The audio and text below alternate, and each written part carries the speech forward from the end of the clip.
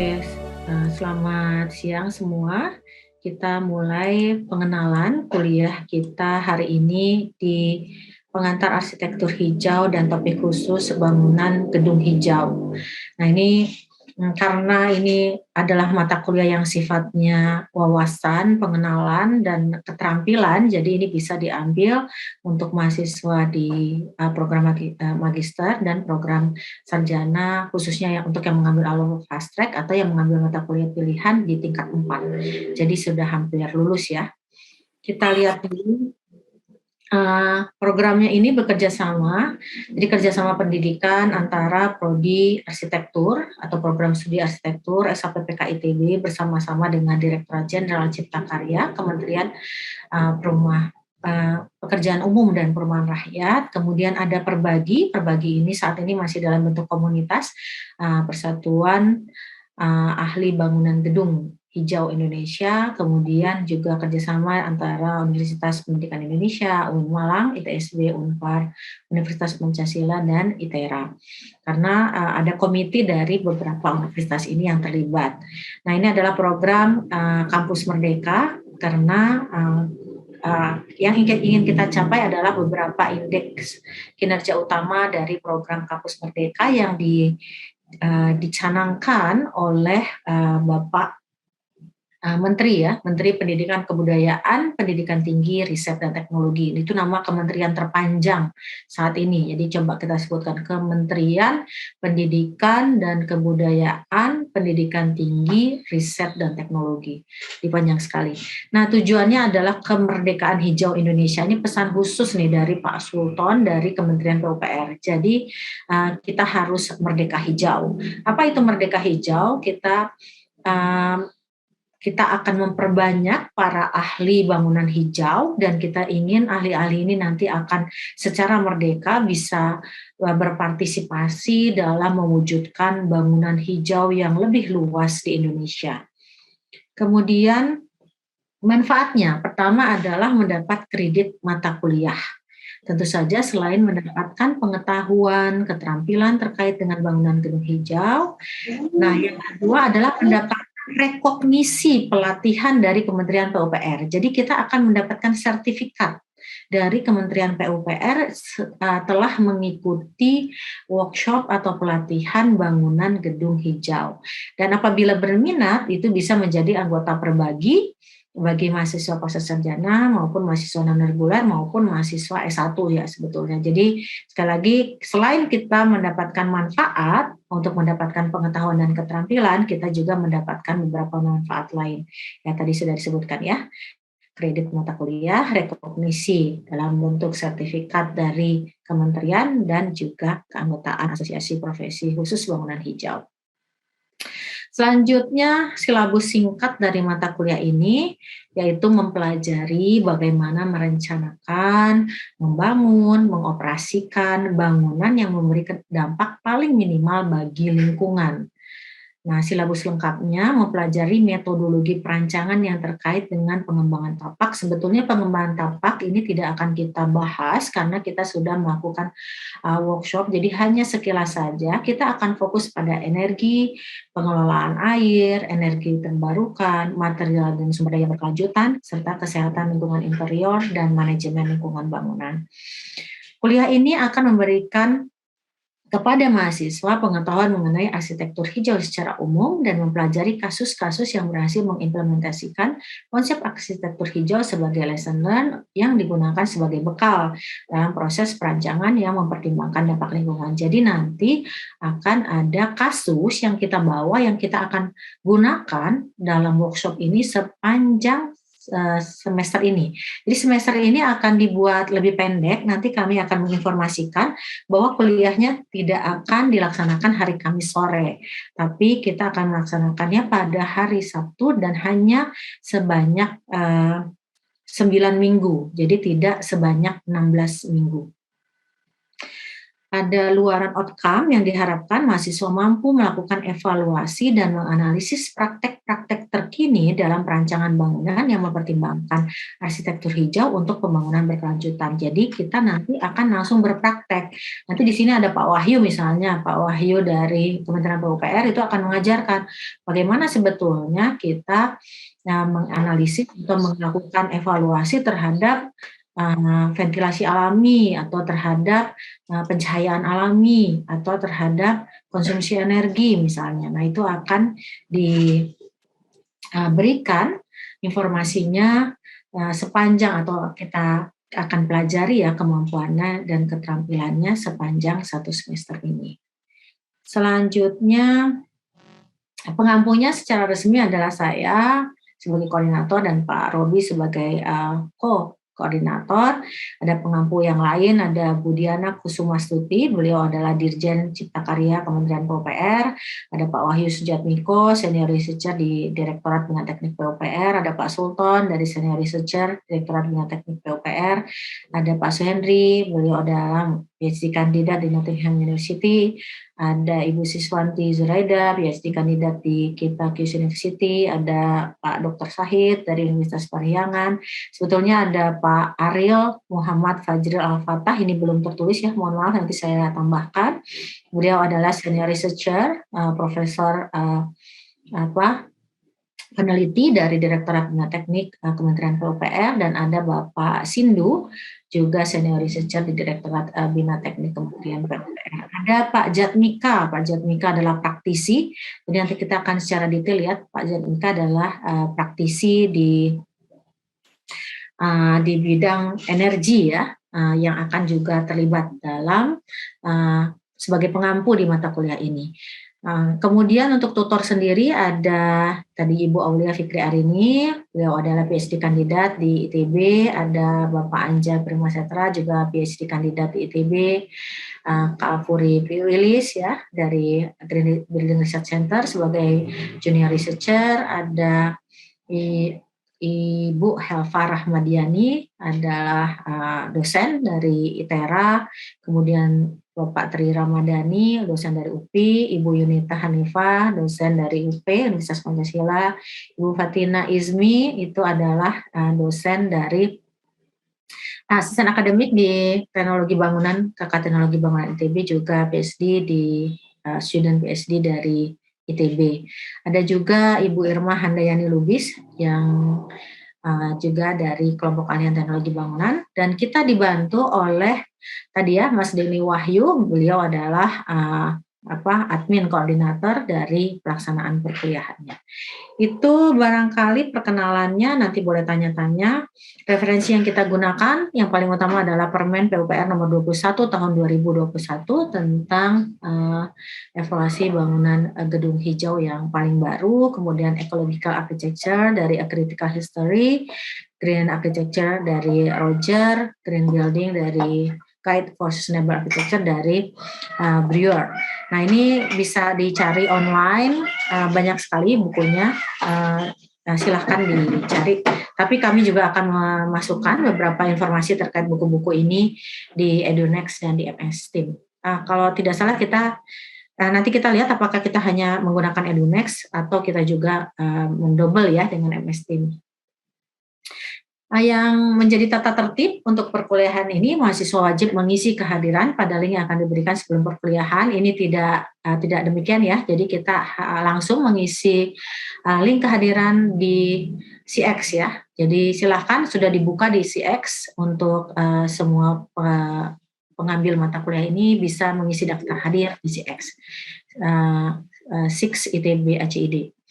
Kemudian menyimak video ajar pada platform YouTube, jadi kami akan merekam seluruh pembelajaran dan bisa dibuka kembali di dalam platform YouTube. Nah, silakan nanti linknya kami akan masukkan ke dalam EduNext untuk dilihat kembali apabila diperlukan. Kemudian mahasiswa mengisi form pada chat YouTube checklist bahwa telah menyimak apabila kami meminta untuk waktu tertentu mahasiswa tidak diberikan perkuliahan secara sinkronus tapi secara asinkronus. Jadi itu sewaktu-waktu saja, tidak di semua waktu. Kemudian mengisi kuis, apabila ada kuis pada Google Form sebelum mengikuti perkuliahan, ini ada beberapa sesi yang kita akan minta. Jadi biasanya sebelum di kelas dibuka, kelas itu akan diberikan kuis singkat melalui Google Form. Mahasiswa mengikuti kuliah sinkronus pada Zoom, jadi tidak menggunakan MS Team ya, karena sebelumnya kita masih ragu-ragu nih apakah akan menggunakan MS Team atau EduNext, karena sekarang akan full EduNext, kemungkinan kita tidak akan menggunakan MS Team, tapi akan full Zoom, yang link Zoom-nya ini akan sama setiap waktu sesuai dengan link yang sudah ada di EduNext. Mahasiswa melakukan asistensi dengan pembimbing masing-masing. Ini nanti ada tutor-tutor, ada workshop ya yang dilaksanakan pada saat perkuliahan. Jadi itu tidak di luar perkuliahan. Jadi sudah ada jadwalnya untuk membantu keterampilan dalam mengakses sebetulnya bangunan gedung hijau. Kemudian link-link yang perlu diakses akan dibagikan melalui grup di MS Team atau WA atau EduNext ya. Nanti kami akan memastikan terlebih dahulu apakah kita bisa menggunakan EduNext secara full, karena kemarin memang ada apa tadi, transformasi ya, ada migrasi dari sebelumnya kita menggunakan Moodle atau LMS yang di MS Team, sekarang kita berubah ke EduNext. Ini baru dibuka, ini masih sangat hangat. Kita juga baru bisa akses itu kemarin hari Minggu ya. Hari Minggu pertama kali kita akses EduNext. Jadi karena semua orang di sini ada hampir 30.000 mahasiswa ditambah 2.000 dosen, berarti ada 32.000 orang mengakses platform yang sama. Nah, kemungkinan masih ada permasalahan sedikit, tapi rasanya tidak menjadi masalah karena kami lihat ini sudah sangat kuat untuk kita gunakan LMS di EduNext ini.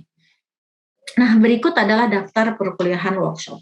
Kuliah pengantarnya akan dilakukan hari ini. Ada materi 1 pengantar perkuliahan yang akan saya bawakan.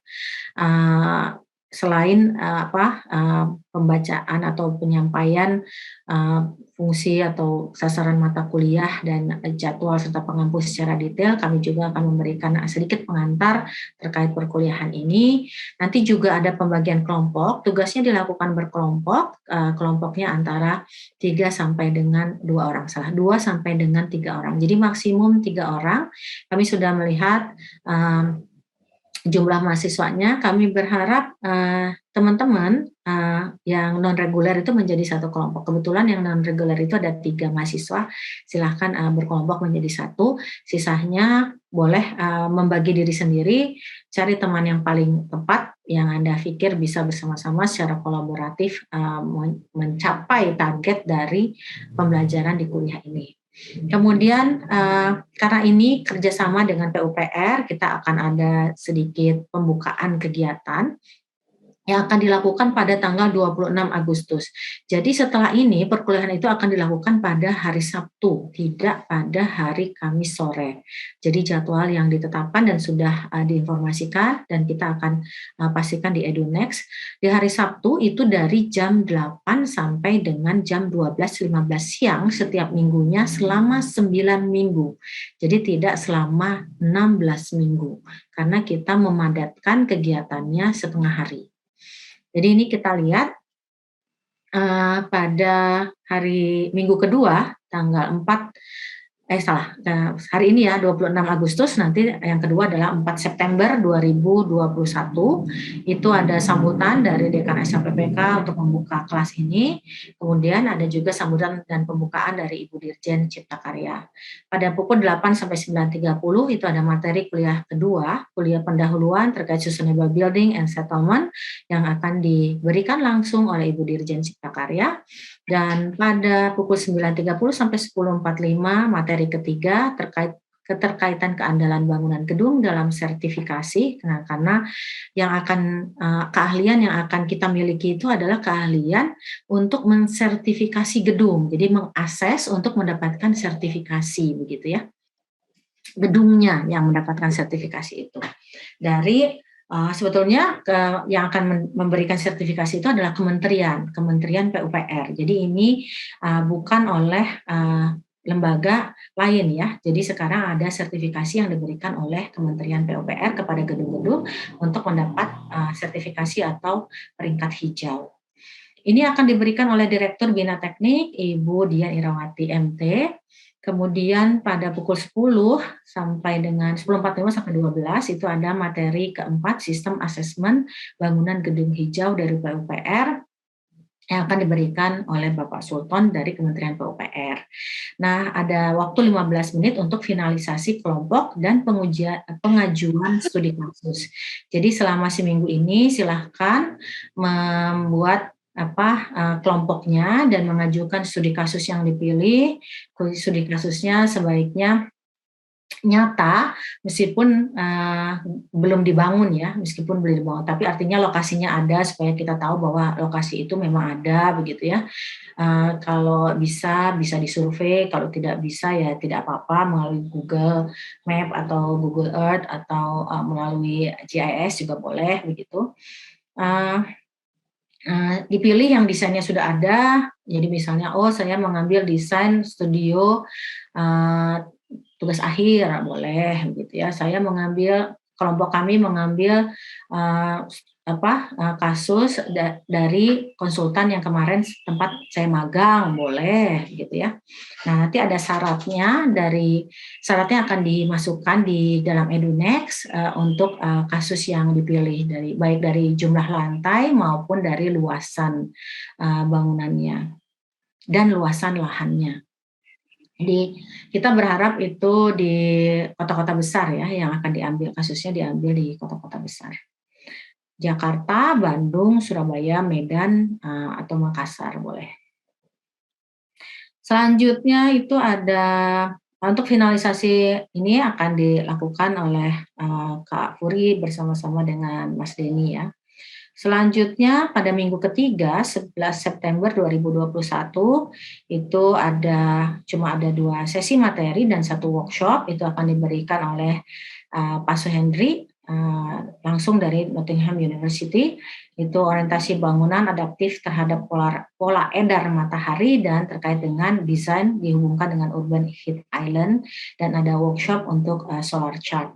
Untuk kasus yang sudah kita pilih ya, jadi kita akan melihat bagaimana sebetulnya desain dikaitkan dengan orientasi bangunan dan adaptif terhadap pola edar matahari begitu.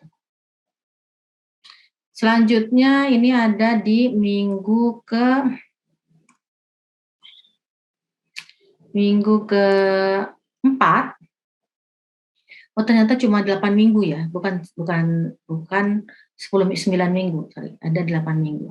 Minggu ke-4 itu ada materi pengantar efisiensi penggunaan energi bangunan, materi ke-7 oleh saya, kemudian materi ke-8 kinerja bangunan dan pasif design oleh Pak Sahid, kemudian selubung bangunan OTTV dan OWR ya, overall thermal transfer value dan window wall ratio design yang akan diisi oleh Pak Sindu dari PUPR. Dan akan ada workshop OTTV itu akan diberikan oleh Pak Sindu bersama-sama dengan Pak Wahyu Sujatmiko dengan dibantu para tutor. Selanjutnya minggu ke-5 adalah sistem ventilasi, ini akan diberikan oleh Bapak Profesor Dr. Muhammad Fajri Al-Fatah, kemudian sistem pencahayaan alami oleh Pak Wahyu Sujatmiko, dan workshop open studio atau dialog terkait dengan ventilasi dan pencahayaan alami itu akan dilakukan bersama-sama oleh Pak Wahyu Sujatmiko, Pak Sindu, dan Pak Muhammad Fajri Al-Fatah. Minggu ke-6 itu ada materi energi simulasi pada bangunan, ini dari praktisi Pak Jatmika, kemudian perhitungan efisiensi energi oleh Pak Wahyu Sujatmiko, dan workshop perhitungan energi sesuai dengan SNI, ini juga oleh Pak Wahyu Sujatmiko. Untuk minggu ke-7 ada penggunaan material ramah lingkungan diberikan oleh Ibu Sisda, LCA, Life Cycle Analysis, Embedded Energy Material, dan BIM oleh saya. Nanti ada workshop perhitungan EE, BIM oleh Pak Anjar Primasitra ya, yang akan kita lakukan. Itu adalah Embedded Energy ya, untuk kita akan cradle to the gate ya, sampai dengan desain. Yang terakhir adalah minggu ke-8, ini ada materi pengelolaan sampah dan limbah. Ini adalah salah satu kriteria yang harus diakses dalam bangunan hijau. Bagaimana kita mendesain proses atau apa fasilitas pengelolaan sampah dan limbah ini akan diberikan oleh Pak Robi, dan selanjutnya adalah presentasi dari tugas. Nah, untuk presentasi tugas ini akan dibahas di minggu ke-8, tapi presentasinya akan diberikan waktu di minggu secara khusus akan dilakukan di minggu ke-10 gitu. Itu barangkali dari schedule. Jadi schedule-nya akan pindah selama 8 minggu, termasuk minggu ini. Jadi kita masih ada 7 minggu ke depan yang dilaksanakan setiap hari Sabtu dimulai tanggal 4 September 2021 begitu. Jadwal kegiatan ini kalau untuk ini akan kita lihat lagi ya kesesuaiannya, ada absensi, materi pertama, kedua, kegiatan workshop, tapi secara detail sebetulnya sudah sedikit berbeda karena ada beberapa yang terpaksa 3 materi dan ada beberapa yang yang hanya 2 materi gitu. Itu untuk schedule. Sekarang untuk tugasnya adalah asesmen bangunan gedung hijau karya arsitektur. Jadi ada bangunannya sudah kita tetapkan dan akan diakses bangunan apakah dia memenuhi kriteria bangunan hijau atau tidak melalui simulasi. Tapi sebetulnya kami juga tidak hanya meminta mengakses, tapi meminta kalau dia belum hijau, solusi apa yang akan diberikan oleh para arsitek ya, dalam hal ini adalah peserta mata kuliah. Jadi mengakses dan memberikan rekomendasi perbaikan terhadap sebuah karya arsitektur menjadi karya yang memenuhi kriteria hijau. Penilaiannya kehadiran 10%, kuis dan tes itu 20%, ada tugas ya. Kita ada tes-tes juga yang akan diberikan sewaktu-waktu itu, karena sebetulnya hanya untuk melihat sejauh mana memahami materi yang diberikan. Itu saja barangkali. Terima kasih banyak. Salam Kemerdekaan Hijau Indonesia untuk pengantarnya. Kontennya akan dibagi menjadi 3 segmen. Video ini akan direkam dan juga akan bisa akan bisa ditonton kembali. Karena kami akan memberikan link videonya di EduNext. Segmen pertama terkait dengan pentingnya bangunan gedung hijau secara konseptual, kemudian bagaimana implementasinya, kenapa ini penting dalam kondisi iklim atau kondisi lingkungan yang ada saat ini. Kemudian segmen kedua terkait dengan pendekatan keberlanjutan itu sendiri, karena konsep bangunan hijau ini adalah bagian dari konsep sustainability. Dan segmen ketiga adalah arsitektur hijau dalam pembangunan berkelanjutan. Nah, kita mulai di segmen pertama. Apa sih pentingnya bangunan hijau dan bagaimana sebetulnya kenapa kita harus mengimplementasikan konsep bangunan hijau ke dalam karya-karya desain yang kita buat atau ke dalam proyek-proyek yang sedang kita laksanakan gitu. Dalam hal ini adalah bangunan gedung. Jadi kita tidak membahas hijau yang lain, yang kita bahas adalah bangunan gedung hijau ya. Jadi karena beberapa alasan, dan alasan ini kalau kita ikut kuliah bangunan gedung hijau atau mengikuti workshop di bangunan hijau, itu pasti alasan yang sering dikemukakan terkait dengan bangunan, karena bangunan adalah salah satu sektor yang mengkonsumsi energi terbesar dan menyumbang perubahan kualitas lingkungan, khususnya pada masa operasional, khususnya ya, karena kalau masa konstruksi mungkin hanya 1 tahun, 2 tahun, tapi setahun atau 2 tahun itu dia mengkonsumsi energi mungkin sekitar 30% dari umurnya yang 50 tahun. Jadi kalau umurnya sendiri kan bangunan itu Kalau bisa 30 tahun, tapi kalau bangunan pemerintah itu 50 tahun. Nah, sepanjang itu dia selalu mengkonsumsi energi. Ketika dibangun, dia memiliki energi yang besar karena kita mengambil batu, mengambil semen, dicor, apalagi mengambil marmer mungkin dari alam. Terus kita membutuhkan besi.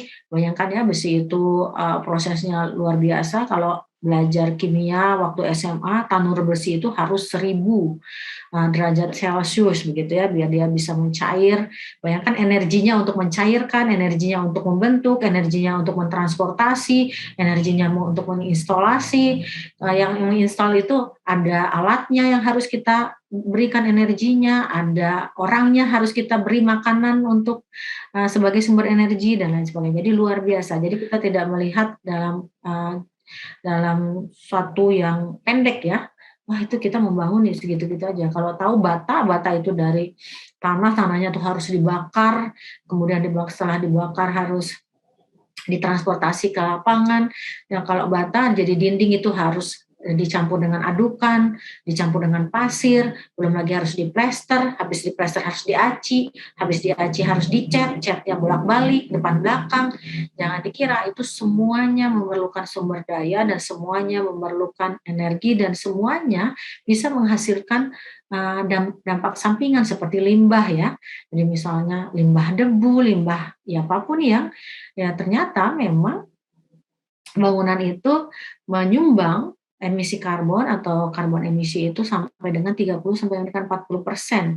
Kita tahu karbon emisi inilah yang mempengaruhi perubahan iklim sehingga suhu dunia ini atau suhu bumi itu naik sekitar 1 sampai 2 derajat setiap tahun dan itu menyebabkan lama-kelamaan berbagai es mencair di kutub-kutub dan banyak sekali tempat yang kemudian tergenang ya. Katanya Jakarta tidak lama lagi udah hampir mungkin akan tergenang kalau kita tidak merubah perilaku kita. Belum lagi ketika kita mengoperasikan bangunan dan membangun kita memerlukan air ya. Air bersih itu bangunan itu berkontribusi sebesar 17% dan konsumsi produk kayu itu adalah 25%. Tapi kenapa kita tidak menggunakan produk kayu? Kenapa kita dilarang menggunakan produk kayu? Karena tidak memiliki kemampuan untuk memanage hutan. Ketika kita menggunakan produk kayu, ternyata hutan kita menjadi gundul, banyak illegal logging gitu ya.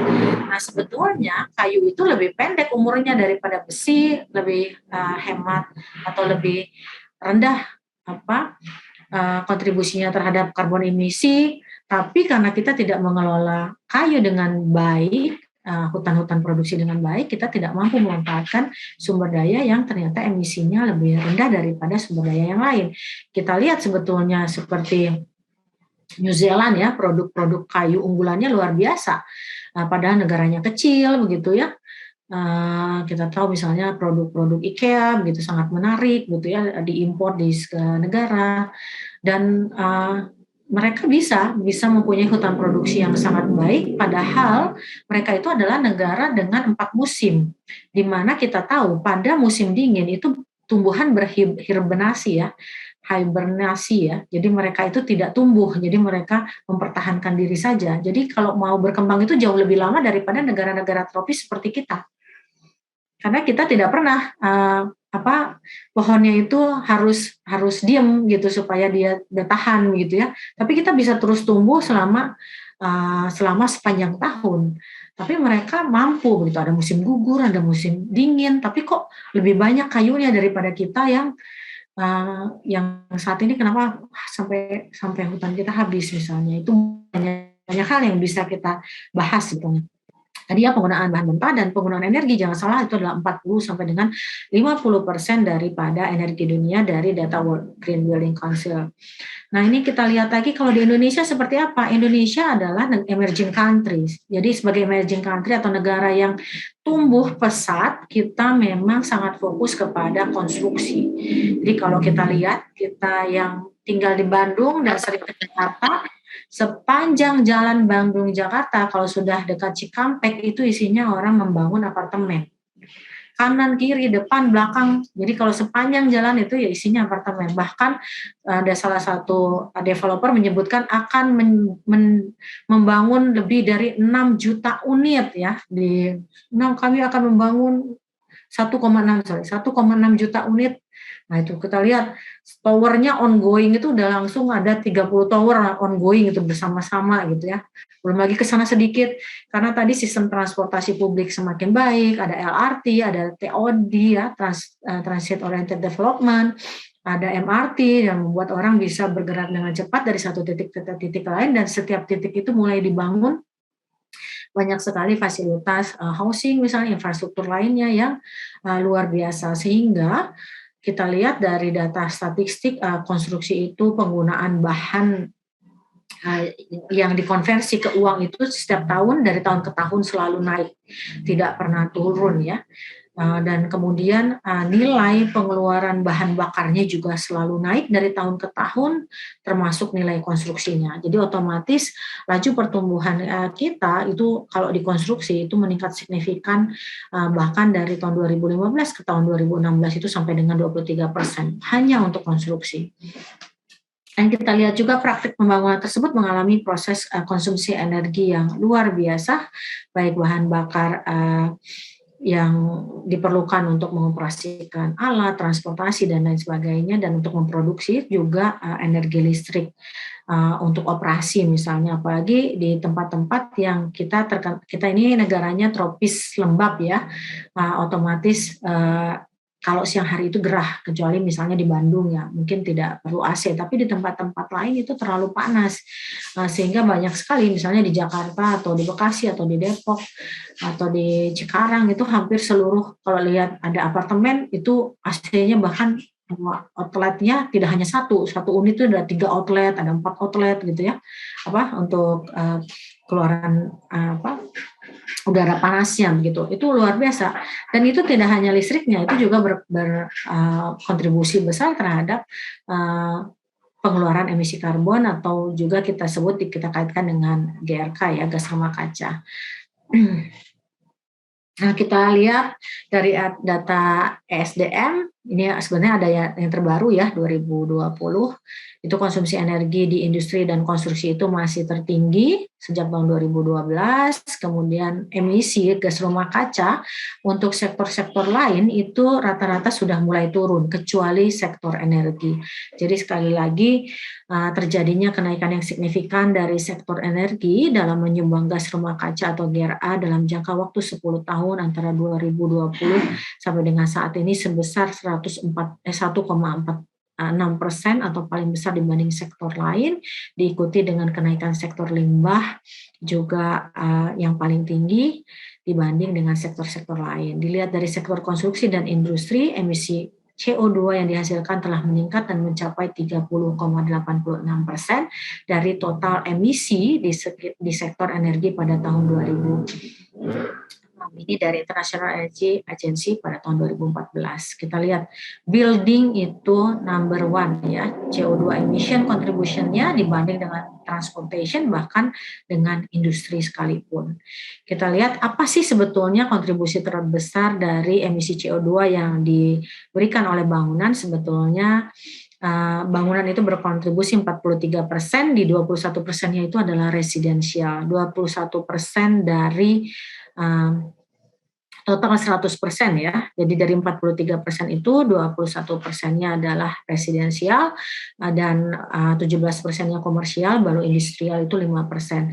Jadi rumah yang kita tinggali atau apartemen yang sedang kita tinggali itu kontribusinya terbesar dari sektor bangunan, dari sektor perumahan. Nah, itu sekali lagi oleh karena itu program-program untuk membuat bangunan hijau, desain kita lebih hijau itu menjadi program-program yang unggulan, yang bahkan tidak hanya di satu kementerian ya. Jadi Kementerian PUPR bekerja sama dengan Kementerian ESDM, bekerja sama dengan Kementerian KLHK, Kementerian Lingkungan Hidup, itu memastikan bahwa kita bisa bersama-sama tidak berkontribusi terhadap pengeluaran karbon emisi, tapi justru kita berkontribusi untuk menurunkannya dan memastikan bahwa perubahan iklim ini tidak terus terjadi begitu. Karena perubahan iklim itu mengakibatkan ketika musim panas kita kekeringan, ketika musim dingin kita musim hujan kita kebanjiran, tidak akan pernah pas dan selalu ada bencana.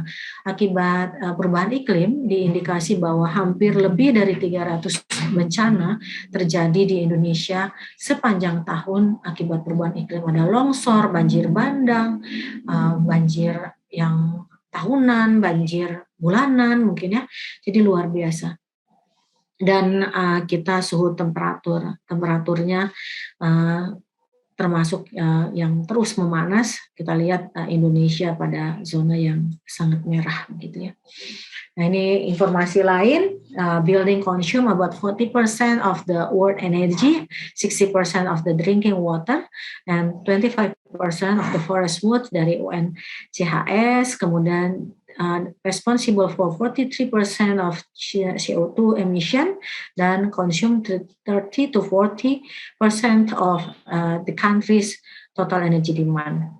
Kita lihat yang paling banyak dari mana? Kalau bangunannya bangunan tinggi, yang paling banyak adalah dari beban untuk mengupayakan kenyamanan yang mengakibatkan kita perlu mengakomodasi adanya energi untuk mengelola beban pendinginan.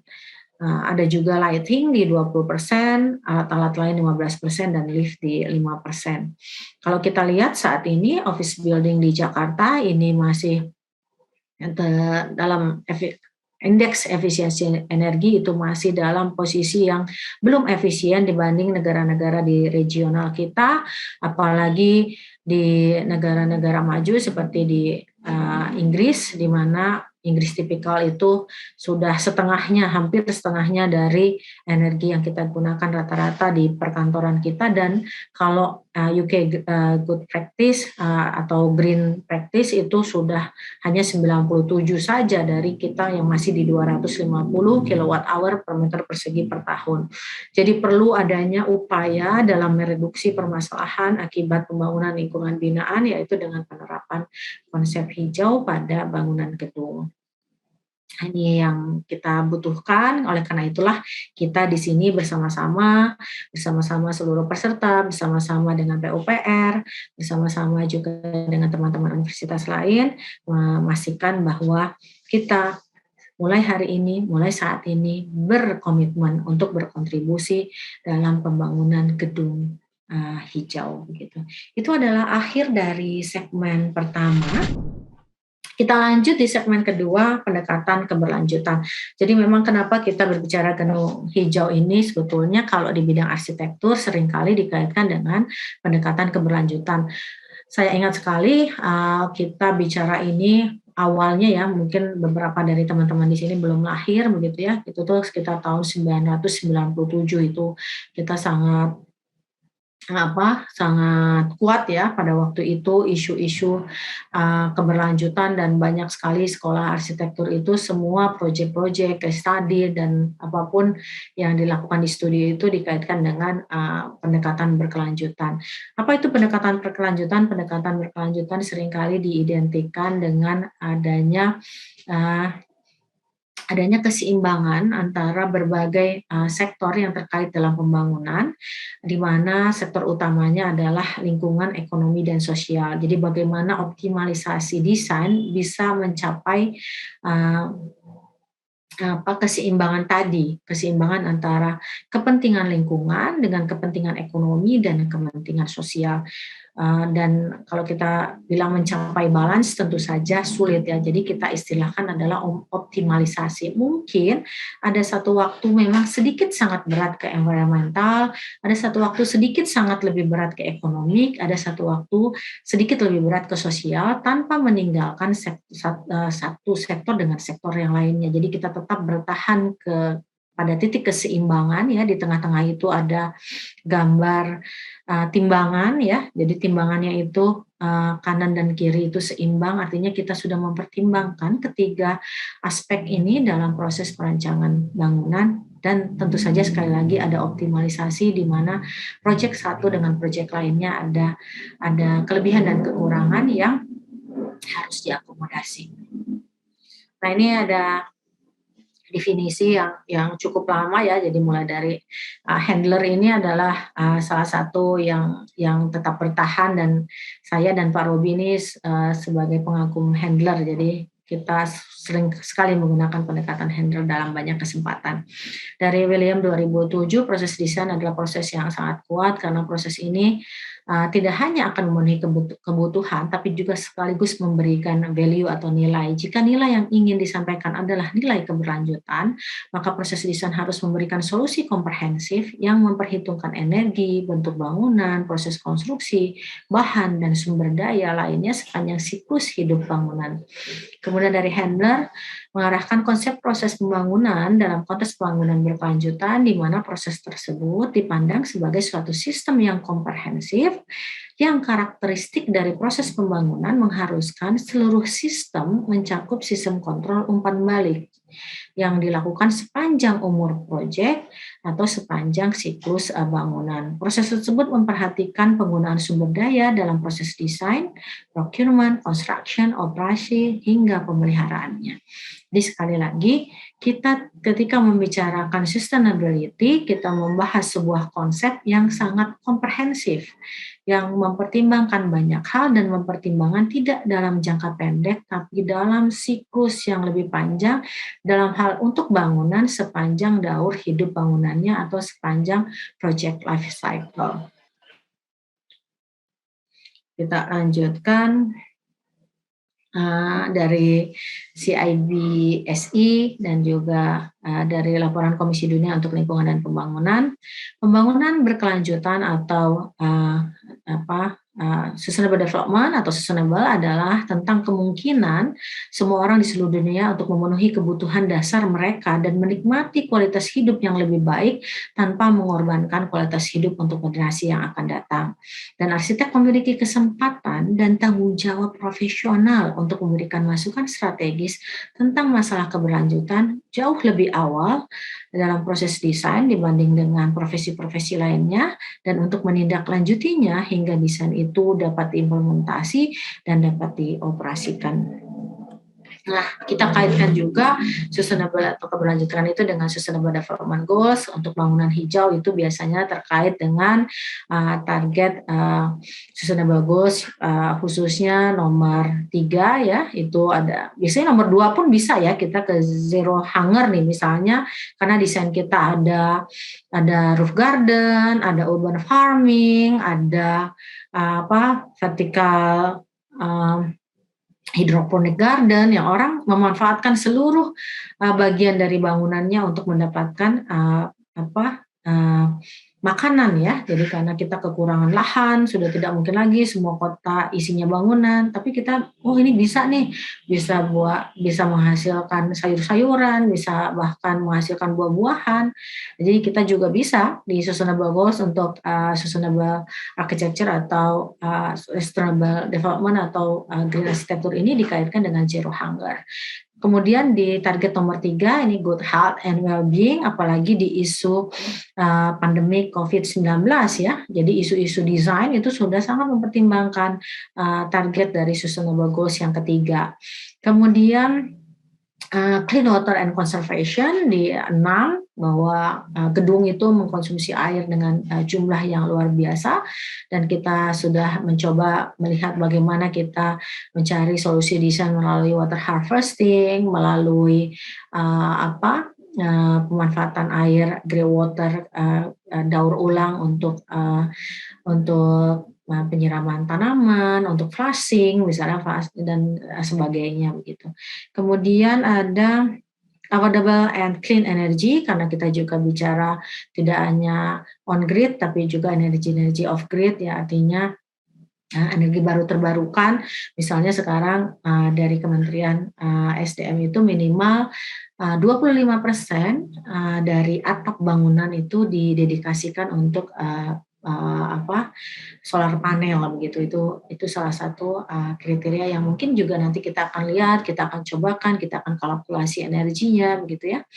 Kemudian ada lagi itu yang tadi nomor 7, di nomor 9 ya, industri innovation and infrastructure. Ya tentu saja kita mulai mencari produk-produk yang lebih rendah embedded energinya, lebih rendah waste-nya atau sisa. Jadi kalau kita membangun, aduh ini besinya sisa, pasirnya sisa, batanya sisa, jadi semuanya banyak sisanya yang tidak hijau ya. Kita lebih lihat bagaimana inovasi-inovasi industri untuk memastikan untuk mengurangi limbah misalnya melalui BIM atau melalui prefabrikasi, barangkali itu banyak isu-isu di pencapaian target ke-9. Kemudian target ke-11 sustainable cities and communities, kemudian 12 responsible consumption and production ya, jangan salah kita akan lebih bertanggung jawab, lebih hemat energi, lebih hemat air, lebih menghilangkan beban banjir melalui pengelolaan air limpasan yang lebih baik dan lain sebagainya. Kemudian climate action tentu saja karena kita berharap bisa tidak berkontribusi terhadap emisi karbon atau emisi gas rumah kaca yang akan mengurangi kontribusi kita terhadap terjadinya atau munculnya karbon emisi, dan mudah-mudahan climate change itu atau perubahan iklim bisa kita atasi karena tidak terjadi ya pemanasan global yang terus-menerus. Selanjutnya adalah yang ke-17 mungkin ya, itu ada ke-15 life on land, dan yang ke-17 partnership for the goals ya. Jadi kita tidak sendiri, bersama-sama. Kenapa kita membuat program ini menjadi joint program? Karena kita harusnya bersama-sama untuk mencapai tujuan-tujuan ini, tidak melakukannya sendiri. Seperti kalau kita nyapu halaman, saya selalu memberikan contoh, kalau dengan satu lidi itu mungkin berjam-jam dan belum tentu bersih, tapi kalau diikat lidinya itu akan lebih cepat bersih dan energi yang kita gunakan juga akan lebih sedikit begitu. Itu akhir dari segmen kedua. Yang terakhir adalah segmen yang ketiga. Segmen yang ketiga ini adalah terkait dengan green building itu sendiri, di mana arsitektur hijau atau bangunan gedung hijau dalam pendekatan berkelanjutan. Sustainable architecture or green building merujuk kepada bangunan yang dirancang agar sehat bagi penghuni, punya dampak minimal terhadap lingkungan, efektif dalam penggunaan sumber daya, serta ekonomis dan durable. Ini dari MIT ya, 2001. Ada definisi lainnya, lingkungan arsitektur hijau membantu mengurangi polusi, melestarikan sumber daya alam, dan mencegah degradasi lingkungan. Atau secara ekonomis, ini mengurangi jumlah uang yang harus dikeluarkan oleh operator gedung untuk air dan energi, serta meningkatkan produktivitas mereka yang menggunakan fasilitas tersebut. Saya saat ini bersama-sama mahasiswa program magister itu ada 2 riset ya, dikaitkan dengan willingness to pay. Jadi kalau kita lebih green, bangunannya itu ada investasi. Kalau ada investasi, mau nggak orang beli, atau mau atau tidak orang membeli rumah yang berkonsep hijau yang lebih mahal. Nah, mau atau tidak maunya harus kita buktikan dengan benefit. Jadi ada cost and benefit-nya. Jadi green implementation concept pengaruhnya terhadap biaya, pengaruhnya terhadap penurunan energi, dan pengaruhnya terhadap desain. Nah, itu ternyata orang mau membayar antara sekitar 5% daripada harga, dan mereka ternyata cenderung kepada yang memberikan payback period yang lebih cepat, khususnya beberapa efisiensi yang dampaknya cukup besar ya, misalnya efisiensi terhadap penggunaan energi, dan itu menguntungkan, dan rata-rata pengembaliannya sekitar 8 tahun ketika kita investasi di green. Kemudian secara sosial, bangunan hijau dimaksudkan untuk menjadi indah tentu saja karena kita arsitek, dan hanya menyebabkan sedikit ketegangan pada infrastruktur lokal. Jadi jangan sampai saya punya contoh ya, pada waktu itu kita ada bangunan mall baru dibangun, setelah itu seluruh rumah di sekitarnya itu tidak dapat air gitu ya. Karena semuanya jadi si mall ini membuat sumur dalam, semua air masuk ke sana dan akhirnya tidak ada lagi, sumur-sumur dangkal mendapatkan, air pada, rumah-rumah di sekitarnya gitu. Kapan kita menerapkan bangunan hijau di sepanjang daur hidup proyek kita mulai dari inception sampai dengan operation, dikaitkan dengan land efficient, energy efficient, water efficient, local environmental friendly material, indoor air quality, atau dengan manajemen bangunan dan lingkungan. Isu-isunya bisa isu kesehatan ya, karena sekarang, kita dalam kondisi COVID-19 ini, ya itu adalah salah satu isu yang cukup besar yang akan kita masukkan dalam, sebuah green concept ya. Ada thermal, visual, audial, healthy, material dan manajemen limbah, zero energy building, energi baru terbarukan, air bersih dan makanan, bangunan dan lingkungan, social equity, investasi pada bangunan baru, atau kita akan retrofitting. Jadi banyak sekali isu-isu di arsitektur hijau yang bisa kalian gunakan juga khususnya untuk program magister untuk menjadi isu-isu penelitian yang akan dikembangkan untuk alur riset atau isu-isu desain untuk teman-teman alur desain. Isu dalam penerapan bangunan hijau juga dikaitkan dengan biaya dan waktu, bagaimana sebetulnya orang mau berinvestasi di bangunan hijau tadi ya, tapi mereka mendapatkan pengembalian yang baik. Dan prinsipnya lebih banyak ke konservasi energi dikaitkan dengan tujuan meminimalkan kebutuhan bahan bakar, khususnya untuk pengoperasian bangunan, efisiensi energi juga dapat dipertimbangkan pada saat mulai konstruksi yang kita sebut dengan embodied energy. Kemudian penyesuaian terhadap iklim, kenapa ini menjadi isu besar? Oleh karena itu ketika kita mendesain dan desain kita adalah desain bangunan gedung hijau, kita harus sangat mempertimbangkan iklim atau kita menggunakan pendekatan bioclimatic design atau desain bioklimatik. Jadi bangunan harus dirancang sesuai dengan iklim dan sumber energi alam yang ada. Iklim Indonesia adalah panas lembab, sehingga bangunan harus dirancang untuk mengatasi udara panas, kelembaban, dan curah hujan yang tinggi. Kemudian meminimalkan pemakaian sumber daya, dikaitkan dengan perancangan yang mempertimbangkan untuk mengurangi pemakaian sumber daya, terutama yang tidak dapat diperbaharui, dan di akhir pemakaian bangunan dapat membentuk sumber daya baru untuk arsitektur bangunan lain. Jadi sampai dengan bangunan kita didemolis, kita pertimbangkan, nanti kalau dibongkar 70%-nya bisa dipakai lagi nih, gitu ya. Memperhatikan pemakai bangunan juga. Jadi user kita pertimbangkan juga dalam prinsip bangunan hijau. Bangunan hijau harus memberikan perhatian pada keterlibatan manusia dalam pembangunan, pemakaian bangunan. Bangunan harus memberikan kenyamanan, keamanan, kesehatan bagi penghuninya. Rancangan bangunan juga harus memperhatikan budaya di mana bangunan didirikan dan juga perilaku pemakainya.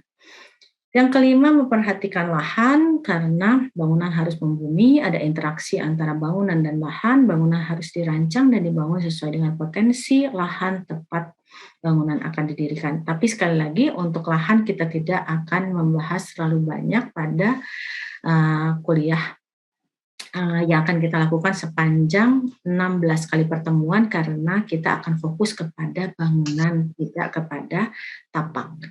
Kemudian holistik, bangunan hijau memerlukan pendekatan holistik, komprehensif, menyeluruh dari seluruh prinsip yang ada. Elemen-elemennya tadi sudah disebutkan, ini kalau dari green building, ini contoh-contohnya ya, meskipun kita berharap tadi lebih merdeka, lebih bebas, lebih banyak, tidak hanya yang ada di gambar ini, di seluruh bangunan yang akan dirancang oleh teman-teman pada kesempatan apapun, bahkan dalam kasus-kasus di studio sekalipun akan mempertimbangkan konsep-konsep dan implementasi dari konsep bangunan hijau. Itu barangkali dari segmen yang ketiga. Saya rasa cukup ya, pengantarnya sudah sangat panjang.